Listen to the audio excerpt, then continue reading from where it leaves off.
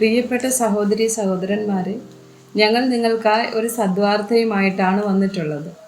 2025 ജനുവരി 1 മുതൽ 365 തലക്കെട്ടുകൾ ഉൾപ്പെടുത്തിക്കൊണ്ടുള്ള വർഷം മുഴുവൻ പ്രാർത്ഥിച്ച് ധ്യാനിക്കാനുള്ള വചനങ്ങൾ ഞങ്ങൾ പങ്കുവയ്ക്കുന്നു. എല്ലാ ദിവസവും ഞങ്ങൾ ഒരു തലക്കെട്ടും അതുമായി ബന്ധപ്പെട്ട വചനങ്ങളും അയച്ചു തരുന്നതായിരിക്കും. വചനങ്ങൾ കേട്ട് ധ്യാനിച്ച് അനുഗ്രഹം പ്രാപിക്കാൻ ഞാൻ നിങ്ങളെ പ്രോത്സാഹിപ്പിക്കുകയാണ്. ദയവായി സബ്സ്ക്രൈബ് ചെയ്യുകയും നിങ്ങളുടെ കൂട്ടുകാരുമായി പങ്കുവയ്ക്കുകയും ചെയ്യുക. നന്ദി.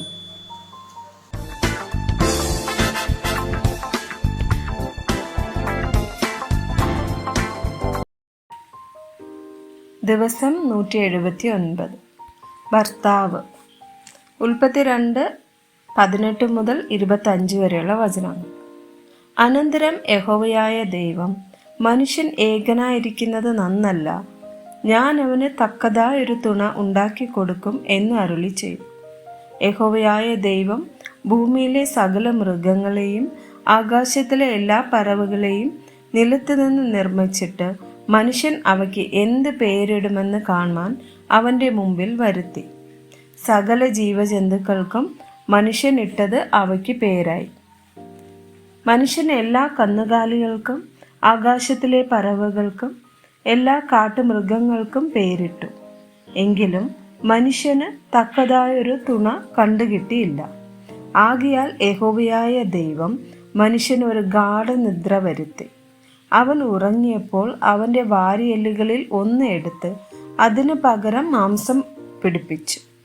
യഹോവയായ ദൈവം മനുഷ്യനിൽ നിന്ന് എടുത്ത വാരിയെല്ലിനെ ഒരു സ്ത്രീയാക്കി അവളെ മനുഷ്യൻ്റെ അടുക്കൽ കൊണ്ടുവന്നു. അപ്പോൾ മനുഷ്യൻ, ഇത് ഇപ്പോൾ എൻ്റെ അസ്ഥിയിൽ നിന്ന് അസ്ഥിയും എൻ്റെ മാംസത്തിൽ നിന്ന് മാംസവും ആകുന്നു. ഇവളെ നരനിൽ നിന്ന് എടുത്തിരിക്കയാൽ ഇവൾക്ക് നാരി എന്ന് പേരാകും എന്ന് പറഞ്ഞു. അതുകൊണ്ട് പുരുഷൻ അപ്പനെയും അമ്മയെയും വിട്ടുപിരിഞ്ഞ് ഭാര്യയോട് പറ്റിച്ചേരും. അവർ ഏകദേഹമായി തീരും. മനുഷ്യനും ഭാര്യയും ഇരുവരും നഗ്നരായിരുന്നു, അവർക്ക് നാണം തോന്നിയില്ലതാനും. എഫേസ്യർ 5:23-25 വചനങ്ങൾ. ക്രിസ്തു ശരീരത്തിൻ്റെ രക്ഷിതാവായി സഭയ്ക്ക് തലയാകുന്നത് പോലെ ഭർത്താവ് ഭാര്യയ്ക്ക് തലയാകുന്നു. ഭർത്താക്കന്മാരെ ക്രിസ്തുവും സഭയെ സ്നേഹിച്ചതുപോലെ നിങ്ങളുടെ ഭാര്യമാരെ സ്നേഹിപ്പിൻ. കൊലോസിയർ 3:19. ഭർത്താക്കന്മാരെ, നിങ്ങളുടെ ഭാര്യമാരെ സ്നേഹിപ്പിൻ, അവരോട് കയ്പായിരിക്കുകയും അരുത്. 1 പത്രോസ് 3:7.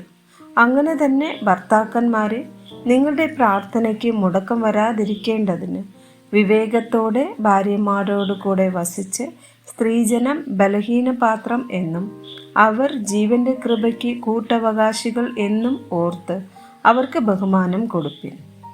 എഫേസ്യർ 5:28-29 വചനങ്ങൾ. അവണ്ണം ഭർത്താക്കന്മാരും തങ്ങളുടെ ഭാര്യമാരെ സ്വന്തം ശരീരങ്ങളെ പോലെ സ്നേഹിക്കേണ്ടതാകുന്നു. ഭാര്യയെ സ്നേഹിക്കുന്നവൻ തന്നെ താൻ സ്നേഹിക്കുന്നു. ആരും തൻ്റെ ജഡത്തെ ഒരു നാളും പകച്ചിട്ടില്ലല്ലോ. ക്രിസ്തുവും സഭയെ ചെയ്യുന്നത് പോലെ അതിനെ പോറ്റി പുലർത്തുകയത്രേ ചെയ്യുന്നത്. സദൃശവാക്യങ്ങൾ 18:22. ഭാര്യയെ കിട്ടുന്നവന് നന്മ കിട്ടുന്നു, യഹോവയോട് പ്രസാദം ലഭിച്ചുമിരിക്കുന്നു. ആമേൻ.